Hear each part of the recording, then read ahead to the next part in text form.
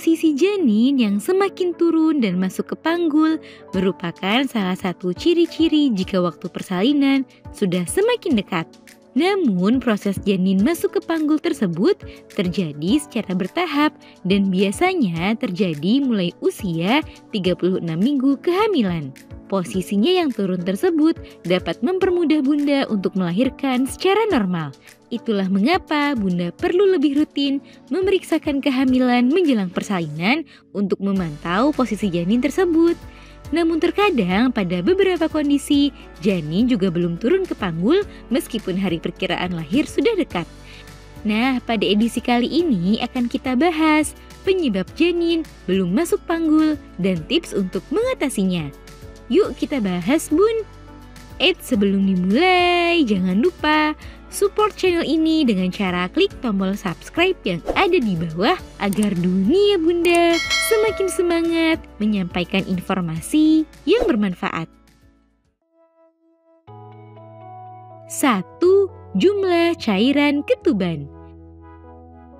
Dilansir dari Baby Center, ibu hamil yang mempunyai air ketuban yang banyak atau berlebih juga bisa membuat janin bergerak lebih leluasa, sehingga resiko janin berada di posisi melintang lebih besar. Selain itu, air ketuban yang terlalu banyak juga bisa membuat janin lebih beresiko terlilit tali pusarnya sendiri. Kondisi tersebut bisa membuat janin lebih sulit untuk masuk atau turun ke panggul. Beberapa tanda saat air ketuban terlalu banyak diantaranya perut terasa terlalu besar, nafas terasa lebih sesak, kaki membengkak, dan lain-lain. 2. Ukuran janin.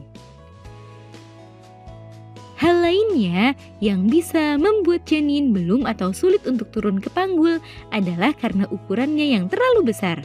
Ukurannya yang terlalu besar tersebut membuat pergerakannya menuju jalan lahir menjadi lebih lambat. Selain itu, ukuran janin yang terlalu besar biasanya juga berisiko lebih tinggi untuk melahirkan secara normal. Itulah mengapa bunda perlu rutin memeriksakan kondisi kehamilan untuk mengetahui kondisi dan ukuran janin dengan baik. 3. Pengalaman kehamilan. Saat tubuh bunda mulai mempersiapkan persalinan, biasanya janin akan melakukan gerakan alami untuk mendekati jalan lahir.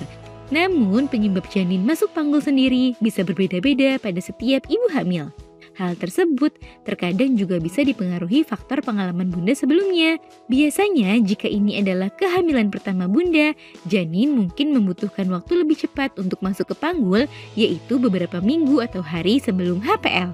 Sedangkan jika ini adalah kehamilan kedua dan seterusnya, maka biasanya posisi janin baru akan berubah saat sudah mendekati HPL.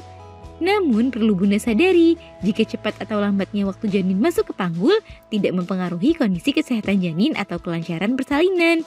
Hanya saja, pastikan jika posisinya sudah masuk ke panggul sebelum persalinan jika bunda ingin melahirkan secara normal.